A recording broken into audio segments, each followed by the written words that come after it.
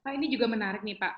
Kalau misalnya bagaimana nih Pak peran PT POS dalam menyambungkan Nusantara pada era digital ini, apalagi sekarang nih Pak di saat pandemi seperti saat ini, mungkin Bapak bisa sharing Pak kepada kami Pak. Oke. POS itu kan masih merupakan konektor tapi sifatnya fisikal. Kalau Telkom misalnya, dia konektor tapi sifatnya sudah elektronik digital, gitu kan. Nah, POS masih fisikal. Nah, keberhasilan kita untuk bisa menjangkau Nusantara itu juga atas bantuan teman-teman di industri transportasi. Ya ada KAI di situ, ya ada Damri juga ada di situ, ada Garuda juga ada di situ, Garuda dan anak-anaknya tentunya ya. Ada Pelni juga di situ, ada ASDP juga di situ. Jadi Nusantara ini terlalu luas kalau seandainya semuanya harus tangani sendiri. Nah, kolaborasi memang. Kolaborasi di antara BUMN itu yang membuat kita masih secara fisikal bisa menggandengkan, mempertemukan kepentingan seluruh warga Indonesia yang berada di 17.000 pulau lebih. Jadi bersinergi ya Pak antar BUMN ya Pak yang Bapak sebutkan tadi ya Pak. Tentu nggak hanya BUMN ya, artinya ada private sector juga yang ikut terlibat di dalamnya. Misalnya dalam konteks tracking gitu ya. Tracking itu kan tidak satu BUMN yang menguasai sekian banyak truk yang dimiliki. Tracking itu masih banyak private sector yang menguasai.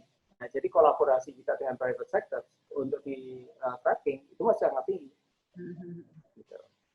Melakukan ini ya Pak, beragam upaya untuk saling bersinergi agar itu tadi tujuannya dapat untuk menyambungkan Nusantara tadi ya Pak. Betul sekali. Ya, apalagi lah yang harus kita lakukan untuk Indonesia ini ya. Karena nggak bisa kerja sendiri, apalagi kan luas. Nggak mungkin. Kita luas dan negara kepulauan ya Pak. Nggak mungkin bisa kerja sendiri pasti. Terus langkah nyata apa aja nih Pak yang dilakukan oleh PT POS dalam memerangi COVID-19 Pak, membantu pemerintah Pak? Ada beberapa. Yang pertama, sebelum kita bisa menolong orang lain kan kita sendiri harus sehat ya. Betul Pak. Jadi kita melakukan internal tracking. Kita punya daily reporting status karyawan dan status keluarga karyawan. Sehingga setiap hari itu saya bisa memonitor siapa yang sakit dan siapa yang terekspos ada possibility berhubungan dengan penderita COVID misalnya. Sehingga hari ini saya bisa tahu bahwa dari total itu kemarin sudah ada 13 yang terkena COVID di POS dengan waktu yang sejak awal ya, maksudnya bergantian itu. Tapi kita bisa memonitor bahwa siapa yang sudah sembuh, terus sekarang yang masih statusnya aktif COVID itu tinggal 3 orang. 3 orang dari 13 tadi ya Pak? Dari 13 sana ya. 3 orang itu juga kemudian treatment apa yang sedang dilakukan, monitoring. Jadi internal kita sendiri, kita melakukan monitoring terhadap kesehatan karyawan dan keluarga karyawan. Nah, baru tadi saya di awal menyampaikan bahwa upaya utama untuk supaya COVID tidak menyebar kan kita harus melakukan protokol apapun supaya rantai penularan itu terputus, gitu. Tidak sampai terjadi, gitu kan. Nah, jadi protokol-protokol distancing memang belum sepenuhnya sempurna. Salah satu contoh distancing yang saya masih sering terpaksa harus marah-marah ke teman-teman POS adalah pada saat kita melakukan distribusi bantuan sosial tunai, ya, itu kan kerumunan massa itu sangat sulit untuk dihindari. Iya, betul. Kadang-kadang di dalam pagar kita mereka bisa diatur, tapi ketika mereka bergerombolnya di luar pagar kita kan susah tuh. Iya.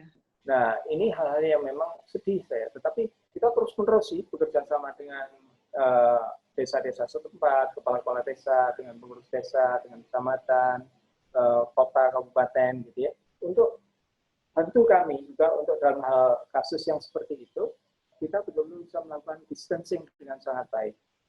Nah, protokol internalnya POS banyak, artinya proses bagaimana kita mensanitasi semua produk-produk kiriman yang dilewatkan kita, kemudian menjaga karyawan kita bagaimana berinteraksi dengan customer itu dengan distancing, gitu ya. Kemudian membekali mereka pasti dengan masker dan seterusnya. Terus protokol untuk cuci tangan, kita sediakan di mana-mana yang kemungkinan orang menyentuh sesuatu dan perlu segera cuci tangan. Itu kita lengkapi. Jadi protokol preventifnya yang kita betul-betul sungguh-sungguh tangani. Tetapi kalau sampai terjadi misalnya case, maka protokol yang kita miliki adalah berkolaborasi dengan dinas-dinas kesehatan setempat untuk bisa bagaimana help us untuk supaya ini tidak lebih jauh dan bisa menyelamatkan posisi karyawan kita maupun keluarganya, tetapi juga otomatis kita bisa memutus rantai penularan itu. Penularan COVID. Berarti tadi dengan daily reporting dan menerapkan benar-benar protokol kesehatan ya Pak? Ya, betul.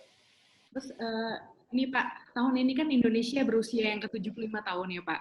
Betul. Apa harapan Bapak Pak di usia Indonesia ke-75 tahun selaku Direktur Utama PT Pos Indonesia Pak?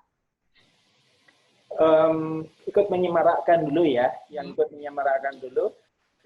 kemarin Pak Wapres itu melaunching ada 4 seri perangko. Ada 4 seri perangko. Jadi ikut merayakan ya, meramaikan, memeriahkan kemerdekaan, hari kemerdekaan kita yang ke-75.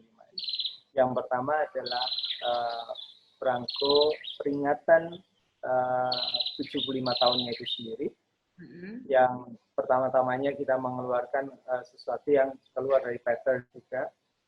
Perangkonya, nilai perangkonya per keping itu 7.500, jadi mensignifikankan 75-nya gitu kan.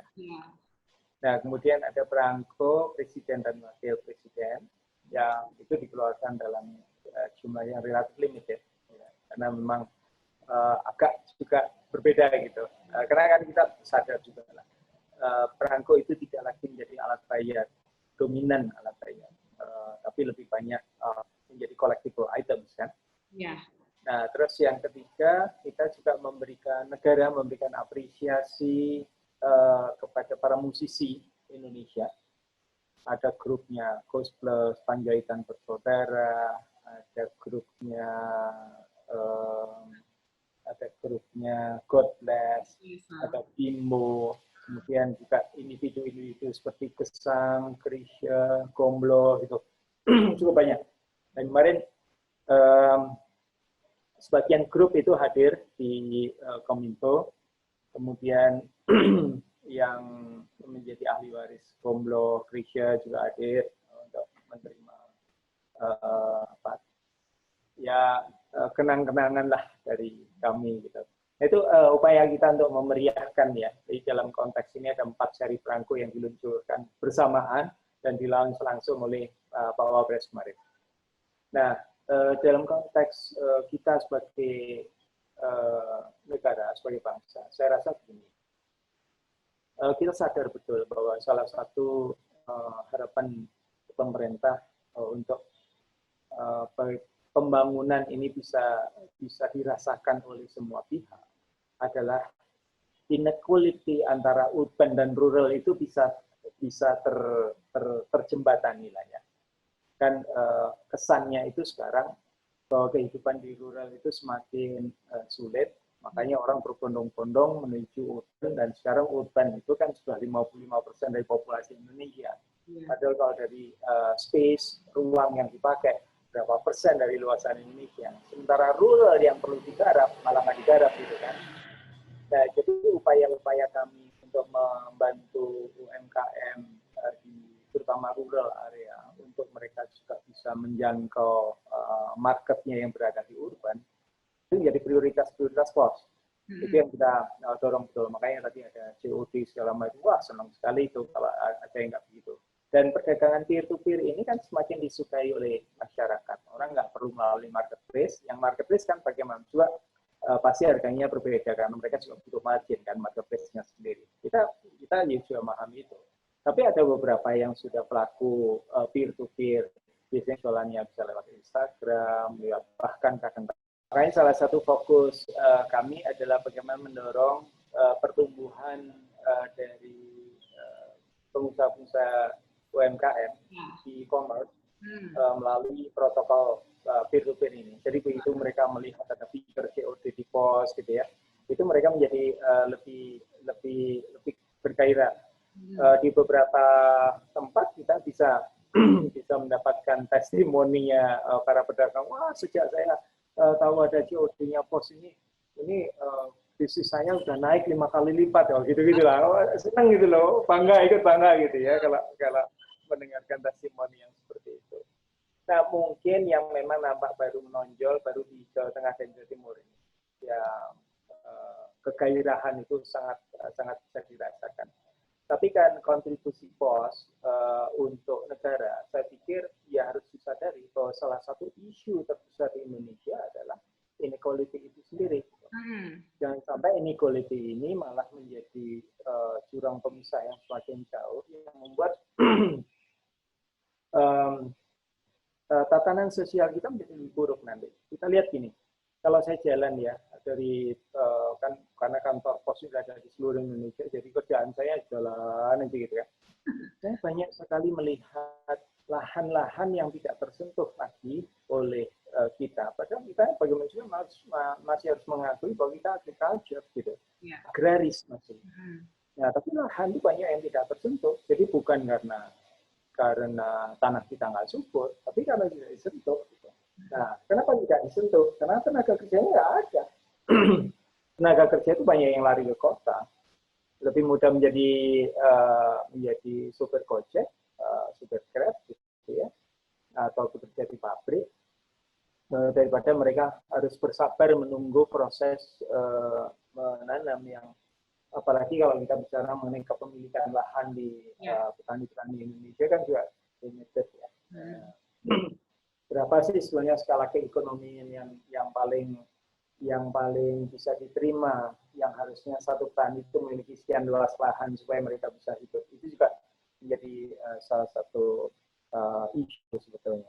Nah, jadi dalam konteks itu kan artinya mereka yang tinggal di rural ini harus ini itu supaya mereka tidak punya ketertarikan untuk ke urban. Biar aja yang di rural itu lah. Di rural aja kalian bisa menikmati ekonomi yang baik gitu. Nah, jadi salah satu yang kami bisa perankan adalah bagaimana tetap bisa menjadi fasilitator untuk terjadinya proses ekonomi di desa itu bisa berjalan tetap dengan baik. Gitu. Benar, Pak. Ya tentunya hal yang lainnya masih banyak sekali lah yang pos harusnya bisa berkontribusi untuk Indonesia, apalagi sudah 75 tahun gitu ya. Nah, antara lain kita juga lagi tahun yang lalu sebetulnya, tahun setengah yang lalu, saya menginisiat bagaimana untuk menjadikan pos itu tempat belajarnya buat orang-orang yang belajar di universitas terbuka itu. Jadi maksudnya mereka menjadi hub lah. Apakah di situ internet yang diperkuat sehingga mereka bisa belajar di situ dan seterusnya lah ya. Nah itu kelihatannya relevan juga karena isu terbesar di Indonesia juga kalau kita lihat perbandingan PISA ranking Indonesia misalnya ya. PISA itu kan mengukur keterampilan kemampuan anak-anak kita yang berusia 15 tahun atas 3 hal. Matematika, sains, sama literasi, reading lah ya, simpelnya. Nah, dari 79 negara yang disurvei di tahun 18 itu, kita nomor 72 loh. Jadi berat sekali. Nah, kalau kita membayangkan proses pembangunan yang sudah dengan resources kita yang sudah semakin menipis, ya, tapi dengan sumber daya manusia yang juga relatif tidak cukup kompetitif, maka Indonesia akan punya kesulitan yang akan sangat besar di masa yang akan datang. Jadi saya agak sedih kalau kita sering terhina-bobokkan oleh harapan-harapan para konsultan yang mengatakan bahwa Indonesia akan menjadi kekuatan ekonomi nomor 5 dan seterusnya. Saya agak sedih miris maksud saya. karena kesiapan enabling elemen kita belum sampai situ. Salah satunya yang saya sampaikan tadi, kalau kita ngomong masa depannya Indonesia itu ada di mana sih? Ya di anak-anak yang umurnya sekarang masih 15 tahun itu loh. Yang mereka dari sisi competitiveness-nya itu diukur dari PISA ranking tadi itu. Kemampuan mereka di math, kemampuan mereka di science, kemampuan mereka di literasi. Dan kita kalah. Kita nomor 72 dari 79 negara. China nomor 1, jangan lupa. Singapura nomor 2. Nah, jadi terus bagaimana kita membayangkan Indonesia ke depan kalau seandainya kita berminat bobokkan? Enggak, kita harus kerja keras. Kita harus fight dengan limited resources dan minimum apapun yang kita miliki. Kita harus bisa berbuat sesuatu untuk membuat kita itu didudukkan sebagai negara yang memang pantas, setara, sejajar dengan negara-negara lain. Nah, mulainya ya berinvestasi, salah satunya pendidikan ini. Yang membuat kita harus bisa kompetitif di masa yang akan. Nah, ya mudah-mudahan sih pemerintah sudah menyadari pembangunan yang membutuhkan prioritas tinggi sudah disadari. Hanya bagaimana ini terus dikawal. Semacam masa lalu ya kita punya rencana pembangunan yang agak panjang. Jadi nggak tergantung flavor of the month gitu. Seleranya pejabat ini begini, dan ganti pejabat ganti ini lagi. Itu harus dihindari. Harus ada semacam pagar lah yang bisa mengawal bahwa pembangunan Indonesia berkelanjutan sampai kita ngomong 2045. Indonesia sedang berpikir untuk sudah dilaksanakan sih sebenarnya, hanya mungkin belum ada publikasinya. 2045. Indonesia 100 tahun kan? Nah, jadi Indonesia 100 tahun itu kan berarti kalau dari sekarang 25 tahun lagi itu kita harus berbuat sesuatu yang konkret, real, yang membuat hal-hal yang sifatnya enabling elemen tadi itu juga menjadi bagus untuk supaya pada saat 2045 kita menjadi negara maju, betul-betul maju, sekaligus dengan masyarakatnya juga sudah maju gitu dan merasakan kemajuan bangsanya. Maju bukan dengan disparity ekonomi yang semakin tinggi, tapi maju betul-betul dalam konteks masyarakat ini juga ikut merasakan kemajuan dari bangsa ini. Ya mudah-mudahan apa yang diusahakan pemerintah ini bisa kita dukung bersama-sama ya. Ya kalau ada ketidaksempurnaan itu bagian dari sebuah proses yang tentu harus continuous, akan diperbaiki terus-menerus. Saya rasa begitu.